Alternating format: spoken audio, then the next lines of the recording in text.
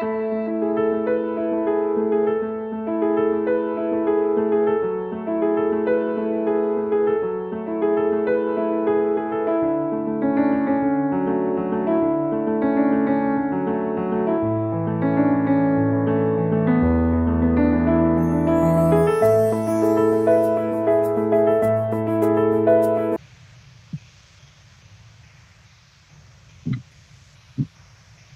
ini?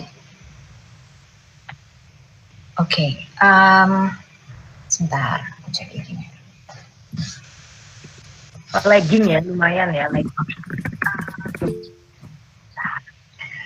Oke, selamat siang, sobat perpus semua.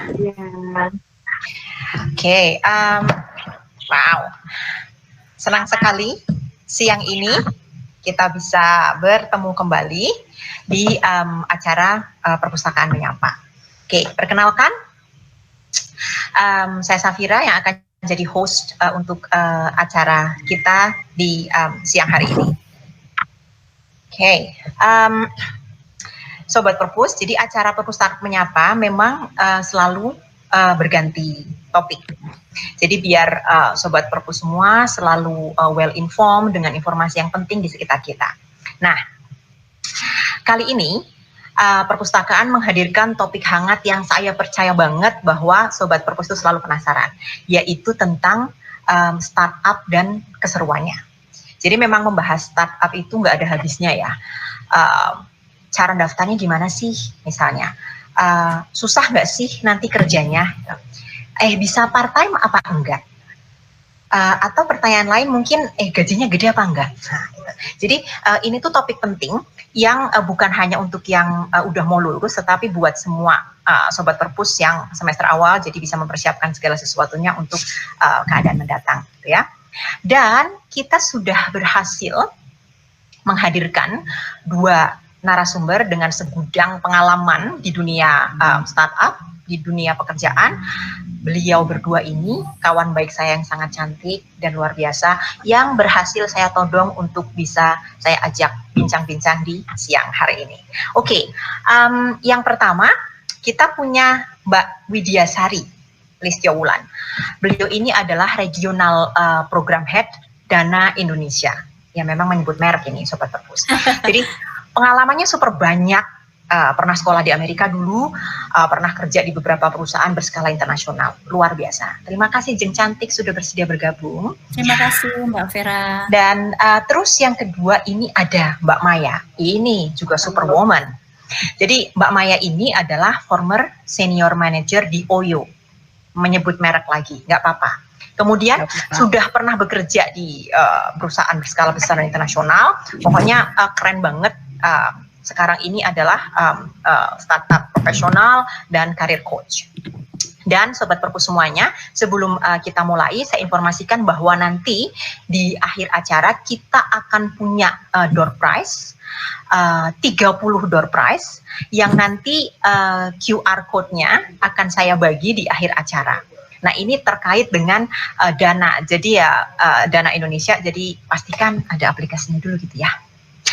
Oke, karena waktu kita terbatas, tidak panjang sekali, kita akan ngobrol santai, tapi serius. Saya akan mencoba ngobrol dengan 2 narasumber kita, dan teman-teman juga boleh mengetikkan pertanyaan di kolom chat, ya. Oke, yang pertama, saya pengen banget sih tahu lebih banyak gitu. Tapi pertanyaan pertama mungkin begini, kenapa sih ini Mbak berdua ini milih kerja di startup company? Kan banyak tuh pilihan kerja. Kok nggak mau jadi PNS aja misalnya? Kok nggak mau kerja di universitas aja? Iya namanya juga startup ya. Pasti mulainya kan dari nol, bukan perusahaan besar yang dan stabil gitu. Kok milih gitu mungkin? Oke, Mbak Widya gitu coba. Ya. Tahu. Baik, makasih Mbak Vera. Sebelumnya selamat siang Sobat Perpustakaan UGM, senang sekali atas waktunya, makasih banget. Karena waktunya mepet, saya langsung jawab ya.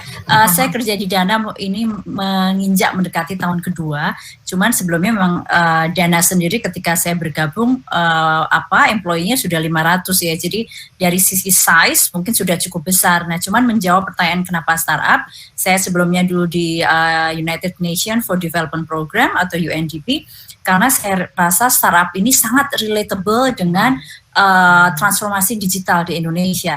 Dan buat saya berada di perusahaan atau organisasi yang akan merubah bentuk negara kita, merubah sejarah yang dari non-digital ke digital itu luar biasa. Dan saya ingin sekali melihat impact-nya dari transformasi digital ini. Saya rasa itu sih Mbak Vera. Nah, nanti kita bisa diskusi lebih detail, serem apa serunya ya. Silakan Mbak. Oke, terima kasih sekali Mbak Widya. Coba sih kalau misalnya Mbak Maya, kenapa sih Mbak kok mau kerja di startup company itu kayak apa coba? Coba Mbak Maya. Oke, terima kasih Mbak Vera, pertanyaannya bagus banget ya. Karena pasti banyak orang yang juga mungkin kenapa ya kok startup gitu. Jadi sebenarnya kalau saya pribadi mungkin agak sedikit berbeda ya. Karena dulu sebelum masuk ke startup kan saya juga termasuk orang-orang yang sering mendengar startup kok katanya dinamis, kok katanya seru tempat kerjanya, katanya gajinya gede dan lain-lain. Jadi saya termasuk yang juga jadi tertarik, pengen tahu lebih nih. Nah, salah satunya yang sebenarnya juga membuat saya pengen nyemplung di startup itu karena saya waktu itu memang ada teman-teman yang sudah duluan di startup yang besar-besar juga. Katanya kalau di startup itu idenya akan lebih akan lebih dianggap gitu. Maksudnya kita bisa punya banyak ide dan itu bisa kita realisasikan gitu. Jadi itu sih kalau saya Mbak Vera. Oke, aduh, jadi menarik ya. Dan kalau misalnya saya boleh tanya lagi ini gitu loh. Jadi teman-teman Mbak Maya dan Mbak Widya itu kan pengalamannya banyak banget gitu ya. Jadi sebenarnya kita punya banyak banget pertanyaan, cuma saya mencoba untuk dari hal yang paling general gitu loh. Ketika kita itu memutuskan untuk mengirimkan aplikasi atau memutuskan untuk bekerja di startup, sebenarnya tuh kita tuh persiapannya apa sih? Atau misalnya kandidat yang seperti apa yang diinginkan oleh perusahaan startup itu? Baik. Monggo Mbak Saya dulu, oke, baik. Sebelumnya pasti tentu saja CV yang menarik, tapi tidak terlalu kompleks karena ingat sebuah perusahaan pasti mendapatkan CV yang sangat banyak. Jadi kalau saya sih CV yang menarik itu di highlight achievement selama teman-teman sekolah atau teman-teman bekerja. Apapun pekerjaannya selalu ada achievement, pasti. Tinggal bagaimana kita merangkainya. Yang kedua, ketika nanti dipanggil interview, buat saya hal yang paling penting adalah menunjukkan bahwa kita adalah orang yang dinamis. Karena di startup itu agility itu nomor satu. Jadi bagaimana kita bisa bekerja dengan banyak orang di saat-saat yang sangat krusial, dan perubahan yang bekerja di startup itu berbeda dengan organisasi yang lain karena perubahannya itu kadang berdasarkan jam bahkan menit gitu. Nah, kita harus menunjukkan bahwa kita tuh orang yang mampu beradaptasi dengan cepat atau agile. Begitu Mbak Vera. Oh, oke. Jadi perubahannya hanya dalam beberapa menit, beberapa jam gitu ya. Nggak bisa setahun sekali berubah gitu, nggak bisa betul, ya. Nggak bisa. Tinggalannya banyak banget. Betul. Kalau Mbak Maya, gimana tuh Mbak? Kira-kira gimana? Tapi kalau saya mungkin salah satu yang paling saya kerasa banget ya itu mentality sih. Memang mentality. Jadi dynamic iya, proaktif iya, dan yang pasti problem solver. Karena namanya juga startup ya, masih ada hal-hal yang sering berubah dan juga butuh pengembangan gitu. Jadi kadang kita yang di lapangan ini yang kayak saya senior manager of business development. Nanti saya biasanya akan bertemu dengan banyak case yang saya harus tahu ini penyelesaiannya gimana. Jadi nggak selalu nggak ada yang selalu akan spoon feed atau tanda kutip ngapin gitu. Jadi kalau dibilang persiapan mungkin selain of course tadi CV dan lain-lain, kalau saya mungkin di mentality juga ya. Jadi jangan sampai, kalau menurut saya ya, jangan sampai melamar ke startup tanpa tahu bahwa mentality startup kebanyakan itu seperti apa dulu gitu. Cocok nggak nih dengan kita? Gitu. Oke, menarik. Nah, ini pertanyaan yang mungkin mewakili banyak mahasiswa. Jadi mahasiswa itu bisa nggak misalnya begitu lulus S1 belum pernah bekerja sama sekali, terus masuk startup, itu kira-kira ada kesempatan apa enggak? Ya, berdasarkan pengalaman. Baik, baik. Saya dulu mungkin ya. Kalau Yes. di Dana itu sangat terbuka. Sebenarnya sebelum COVID ya, jadi pre-COVID kita selalu membuka kesempatan untuk internship, Mbak Vera. Dan internship ini bisa di berbagai department, bisa di tech, bisa di bisnis, bisa di komunikasi, bisa di legal, dan sampai sekarang masih banyak sekali teman-teman ada. Terus terang ada 2 mahasiswa UGM yang sekarang sedang internship di kantor kami di Yogyakarta. Dan kalau memang performanya bagus, itu 90% mereka akan ditawarin untuk jadi full time. Jadi sangat-sangat open, Mbak. Karena begini, yang dicari di startup itu pertama agility, yang kedua adalah ide-ide.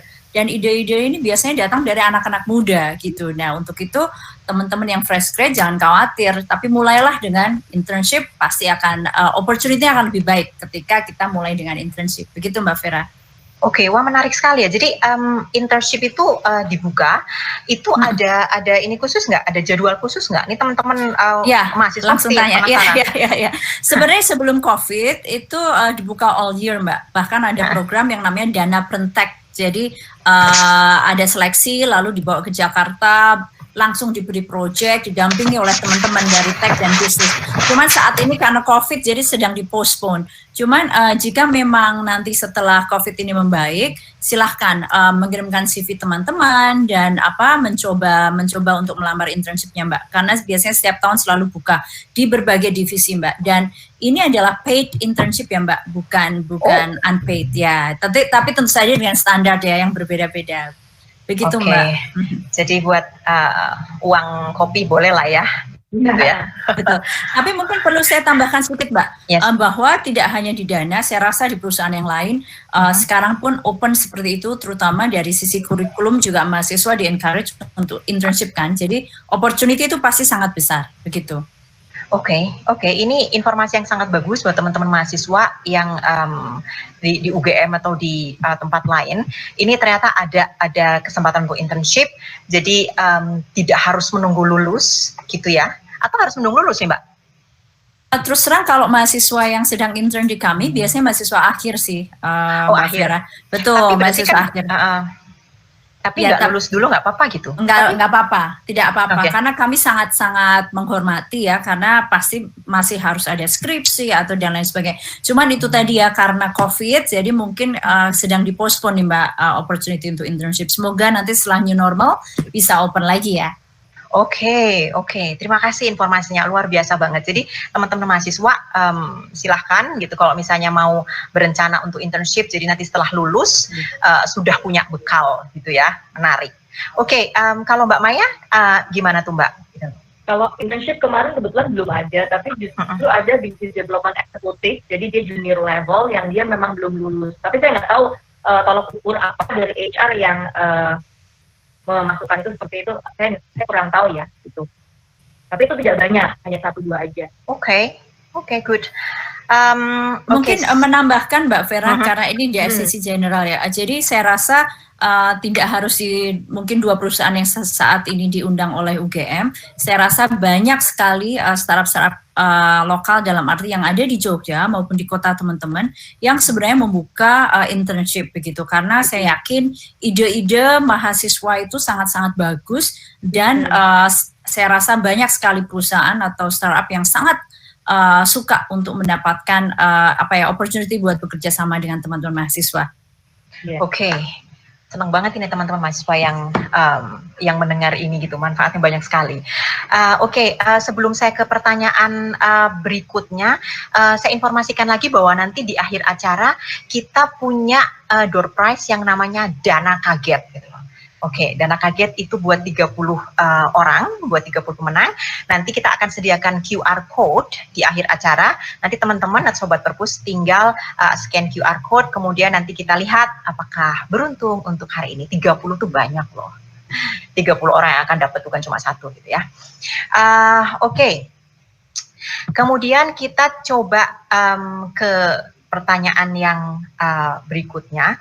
Kalau misalnya saya boleh tahu gitu ya teman-teman di sini, yang paling seru, yang paling enak selama kerja di startup apaan sih? Mbak Maya dulu. Mbak Maya dulu. Paling enak apa ya? Kalau Saya sih yang saya rasakan ya, justru yang paling kerasa itu justru setelah melalui prosesnya. Jadi misalnya kayak sebelum saya masuk di startup, saya udah jadi orang yang mungkin istilahnya terbiasa berpikir cepat, multitask dan lain-lain. Tapi ketika masuk ke startup yang mana semua orang itu di sana berlari, itu jadi kita jadi lebih kuat. Itu kalau menurut saya, jadi kayak lebih apa ya, lebih problem solving skillnya juga lebih bagus. Gitu kan, multitask skillnya juga lebih bagus. Jadi ada hal-hal yang setelahnya itu malah terasa skillnya naik ya. Itu terasa banget di saya, Mbak Vera. Oke. Okay. Jadi ketika setelahnya untuk hal lain yang sekarang saya lakukan, saya lagi usaha nih ada beephouse.id, itu saya apply ke situ jadi lebih oke gitu loh. Oke, jadi ada skill-skill yang tidak disengaja tiba-tiba meningkat begitu ya. Memang sih dalam satu pekerjaan itu memang banyak skill yang kita tuh kadang belajar satu hal, kemudian tiba-tiba kita jadi bisa banyak belajar beberapa hal sekaligus gitu ya. Oke, kalau Mbak Widya nih, ya, apa sih enaknya sih?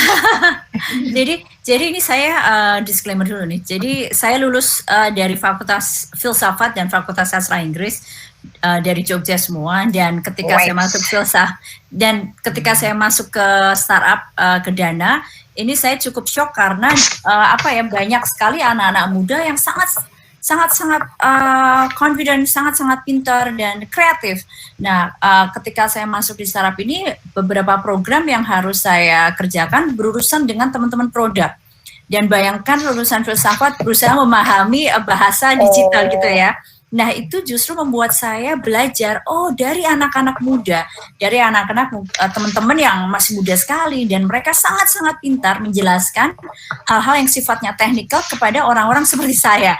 Nah, jadi di situ saya belajar bahwa ketika seseorang bekerja di startup, itu semuanya jadi linear, semuanya jadi sama, dan pola diskusinya itu sangat-sangat open, sehingga itu membuat orang-orang yang jauh lebih tua dari sisi umur bisa belajar banyak dari yang muda, demikian pula sebaliknya. Dan itu pengalaman yang luar biasa banget buat saya. Lalu yang kedua adalah agility tadi, Mbak Vera. Jadi hari ini kita melakukan suatu inovasi, belum selesai, tiba-tiba ada lagi innovation yang akan lebih baik. Jadi kita mengerjakan ini, mengerjakan itu terus saja, dan diperlukan manajemen pemikiran dan manajemen waktu yang sangat bagus, dan itu yang saya pelajari di startup, dan itu yang membuat saya rasa walaupun di usia saya yang tidak terlalu muda lagi, tapi itu membuat saya merasa jadi lebih fulfill belajar dari anak-anak yang teman-teman yang lebih muda, dan orang yang latar belakangnya bukan teknologi, belajar tentang teknologi. Itu sih Mbak Vera, itu yang paling seru buat saya. Iya, oke. Jadi tadi menarik tuh gitu loh. Jadi Mbak Widya ini jurusan filsafat. Kemudian Mbak Maya jurusan Prancis ya, Mbak? Sastra Prancis ya? Sastra Prancis. Oke. Jadi jurusan-jurusan yang mungkin tidak terlalu teknis, jadi tidak teknologi yang gitu kan, tidak secara teknis, tapi bisa ya gitu loh. Jadi bisa nggak saya tanya, bekerja di startup company itu bisa dari jurusan apa saja gitu? Saya rasa bisa sih Mbak, hanya kita harus tahu skill apa yang kita punya. Jadi zaman sekarang kan kita tidak menunggu, dan terutama di startup ya Mbak, kita tidak menunggu manajer kita minta melakukan sesuatu, itu sangat konvensional ya. Jadi kita masuk ke kantor nunggu aja gitu. Sudah tidak seperti itu. Di startup kita masuk, kita punya ide, kita berani untuk menunjukkan ini ide saya rasa akan dilakukan seperti ini, gini. Jadi itu saya rasa pemikiran seperti itu ada di seluruh jurusan ya, di seluruh jurusan di Indonesia. Jadi saya rasa startup ini open buat segala jurusan, asal kita tahu skill apa yang bisa kita kontribusikan ke perusahaan itu. Begitu Mbak. Oke. Menurut Mbak Maya gimana? Dari segala jurusan oke? Iya, sama. Kecuali mungkin ini ya, kalau yang tech based banget ya Mbak Widya mungkin ya. Mungkin kalau kayak developing the website atau yang terlalu teknis itu ya mungkin sebatas ya. Tapi as long as we have the skill, saya setuju dengan Mbak Widya ya memang iya. seperti itu. Karena ya menambahkan lagi Mbak Vera, Ya. saya rasa Mbak Maya juga lebih punya pengalaman dalam hal ini karena beliau di bisnis ya. Jadi saya rasa ketika kita non-tech, kita tahu bahwa kita tidak akan coding, kita tidak akan ngoprek-ngoprek produk kan, tapi kita mampu untuk mempromosikan produk itu sehingga masuk ke masyarakat dan diterima masyarakat secara luas. Nah itu diperlukan orang-orang yang non-tech juga kan, begitu. Saya rasa seperti itu sih Mbak. Oke, jadi menarik sekali ini memang. Jadi ternyata segala jurusan itu asal kita bisa berani membuka diri dan mau belajar, itu sebenarnya bisa, semua punya kesempatan gitu ya. Nggak harus, ini contohnya bagus nih, sastra Prancis dan filsafat. Ya anak-anak saya bisa nggak sih? Gitu. Saya harus dari jurusan apa sih biar bisa masuk startup gitu. Oke, bagus-bagus ini menarik sekali. Kemudian kita masih punya waktu ini. Tadi kita ngomong serunya gitu ya. Ya namanya juga pekerjaan gitu ya. Kadang-kadang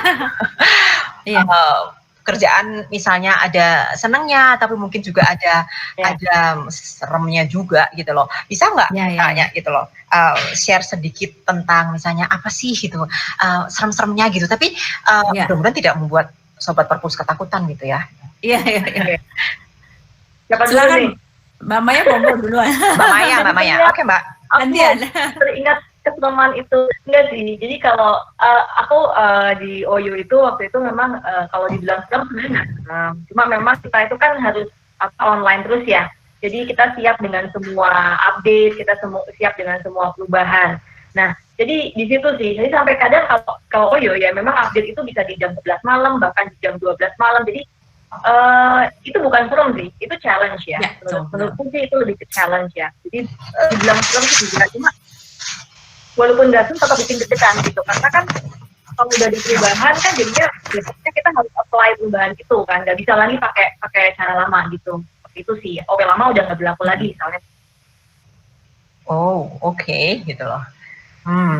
Serem ya kayak gitu ya. Sama sih ya. Kalau sama Mbak, saya langsung jam ya biar kita juga lebih enak. Kalau saya membahasnya bukan serem sih, tapi saya setuju sama Mbak Maya bahwa itu challenge sih. Jadi gini, kalau saya sih bekerja di startup atau bekerja di Dana ini seperti ke kampus Mbak. Saya belajar banyak dari teman-teman saya, dari jurusan lain gitu ya, dari teman-teman produk, dari teman-teman legal. Nah, tapi ketika kita di kampus masalahnya kan sama, manajemen waktu. Kapan kita bisa kapan kita bisa belajar, kapan kita harus pinjam buku, kapan kita harus main, kapan kita harus nongkrong, kapan nyelesain tugas ya. Jadi buat saya challenge-nya itu ada di manajemen waktu, hampir sama seperti Mbak Maya. Jadi bukan serem, cuman buat teman-teman yang memang manajemen waktunya belum terasah, bekerja di startup ini bisa jadi challenge yang sangat besar. Begitu sih Mbak.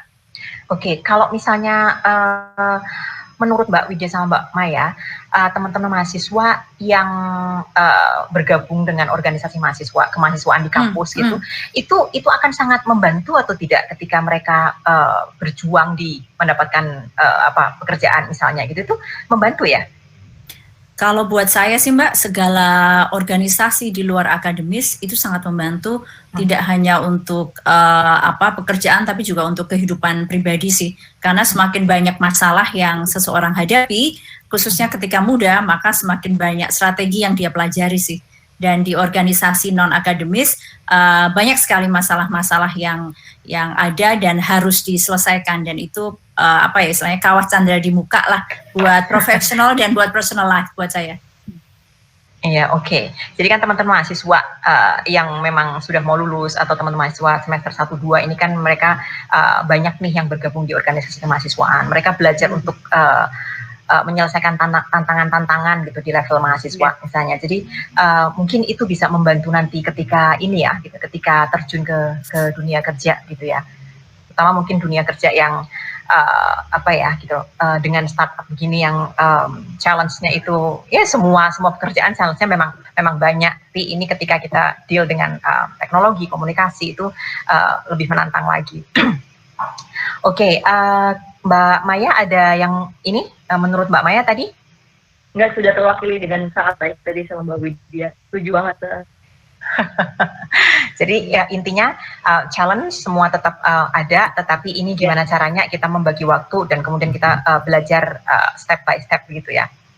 Oke, kalau misalnya ada nggak pesan-pesan buat sobat perpus di sini, buat mahasiswa baik yang belum lulus atau yang lagi nunggu, lagi skripsi atau lagi apa gitu, bisa nggak dikasih sedikit pesan-pesan buat jangan seperti orang tua aja. Jadi apa sih gitu misalnya strategi atau tips-tips praktikal gitu yang mungkin ini mumpung belum lulus nih aku bisa ini aku bisa persiapan ini dan itu misalnya gitu tuh. Itu ada nggak yang bisa disampaikan ke mahasiswa? Silakan Mbak Maya duluan. Monggo Mbak. Ya. Biasanya sih kalau untuk mahasiswa yang belum lulus, kalau memang masih ada kemungkinan waktu untuk, kalau buat saya ya kerja part time itu sangat bernilai, karena itu mungkin kenapa saya dulu waktu kuliah juga kerja part time di Tambor, saya di beberapa tempat tuh pokoknya part time, karena di situ sebenarnya kita paling nggak get a glimpse of working in real life. Jadi itu membantu sih gitu untuk persiapan nanti tuh di dunia kerja itu seperti apa kayak gitu. Tapi kalau memang kayaknya saya nggak tertarik dia untuk kerja part-time sekarang. Volunteering itu juga bagus karena employer itu sangat menilai lebih orang yang juga memiliki empati yang besar. Gitu. Jadi volunteer di misalnya sekarang ada gugus COVID misalnya, itu bisa menjadi nilai plus gitu. Jadi sebelum lulus kalau memang nanti sudah mantap dengan job hunting, instead of misalnya bikin bisnis gitu ya itu yang harus ditambahkan nilai-nilai seperti itu. Oke.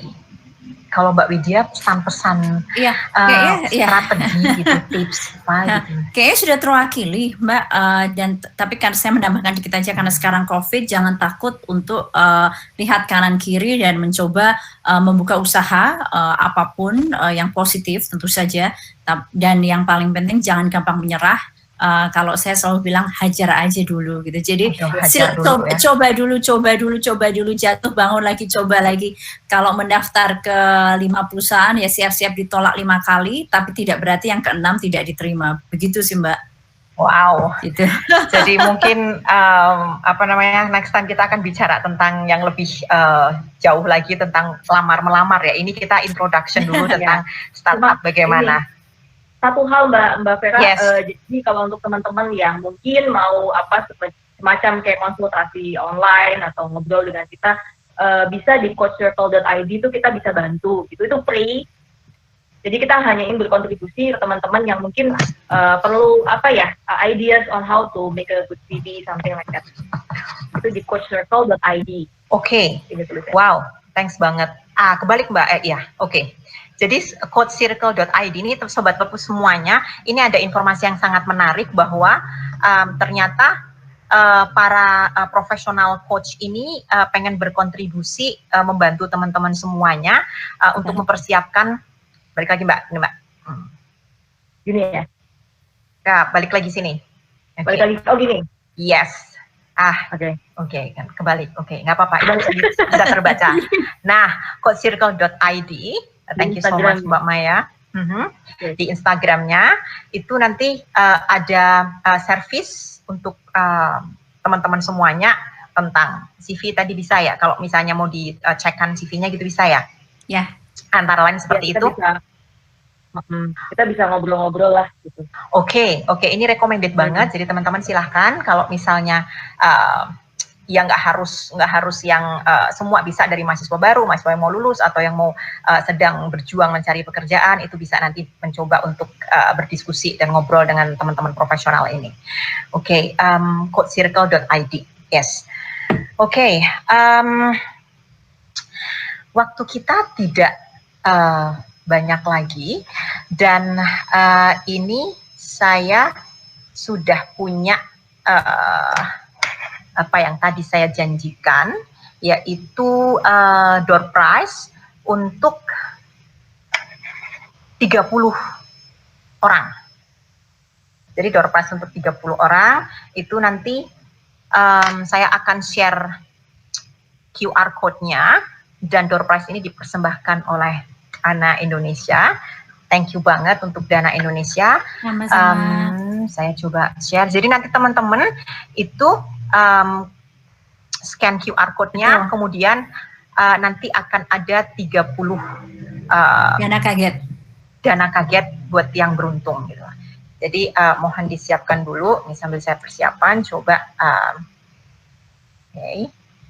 Bisa di foto screen dan di scan nanti, tapi kalau sudah habis nggak kebagian. Iya, coba ya. Oke. Apakah sudah bisa dilihat QR code yang saya share, Mbak? Sudah, Mbak. Sudah muncul tuh. Sudah muncul, oke. Buat teman-teman, silahkan di-scan. Kalau misalnya sudah, oke. Bisa ya? Yes. Coba saya hitung dulu sampai 10. Setelah itu mati. Oh, bisa ini. Oke.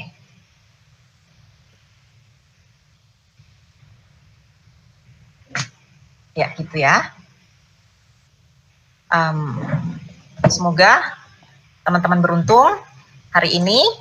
Dan oke. Saya mencoba sebelum kita selesai, saya mau coba ini ada beberapa, ada yang masuk pertanyaan.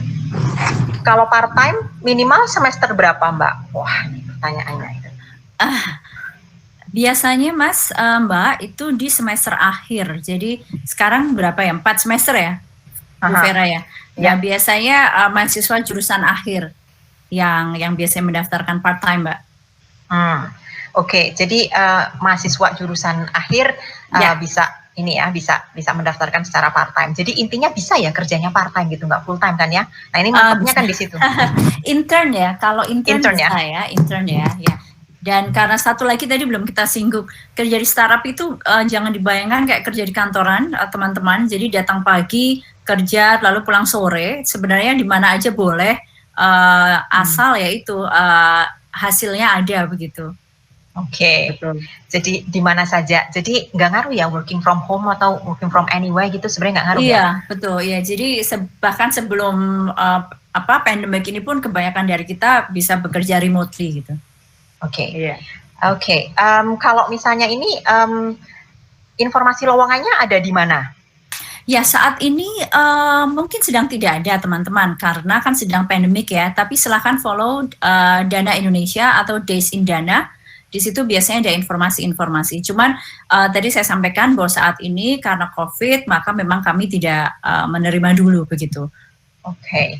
Jadi mudah-mudahan segera bisa normal lagi dan bisa menerima. Betul. Tetapi semua informasi ada di website gitu ya? Yes, ya betul. Dan Instagram kami juga.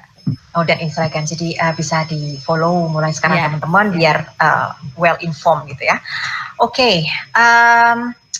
Ngobrol kita sudah cukup seru, walaupun ini secara general. Mungkin nanti next time kita bisa bikin sesi lagi yang secara khusus itu membahas aplikasi, membahas misalnya yang lebih jauh lagi. Tapi ini sudah sangat bagus banget sebagai introduction tentang startup dan keseruannya gitu. Dan ini memang pas banget dua narasumber kita yang luar biasa ini tangguh semuanya ini gitu loh, sudah malang melintang. Jadi sebelum kita akhiri, saya mau berterima kasih dulu sama Mbak Widya, sama Mbak Maya. Terima kasih sudah berbagi dengan kami. Sama-sama, terima kasih. Jangan kapok, nanti next time kita akan kita todong lagi, bikin sesi lagi gitu ya. Oke. Terima kasih juga buat dana kagetnya gitu. Dan selamat buat teman-teman yang hari ini beruntung. Kalau misalnya belum beruntung ya mungkin next time bisa mencoba lagi keberuntungannya. Itu. Jadi nanti recording ini akan kami tayangkan di YouTube-nya Perpustakaan UGM. Ini akan saya akhiri dulu untuk sesi kali ini. Sobat Perpus, terima kasih atas atensinya. Kita akan coba bikin sesi lagi next time. Dan stay safe walaupun di rumah aja, tetap belajar, tetap semangat, dan semuanya sehat-sehat semuanya. Terima kasih semuanya. Saya akhiri. Terima kasih Mbak Vera, terima kasih Sobat Perpus.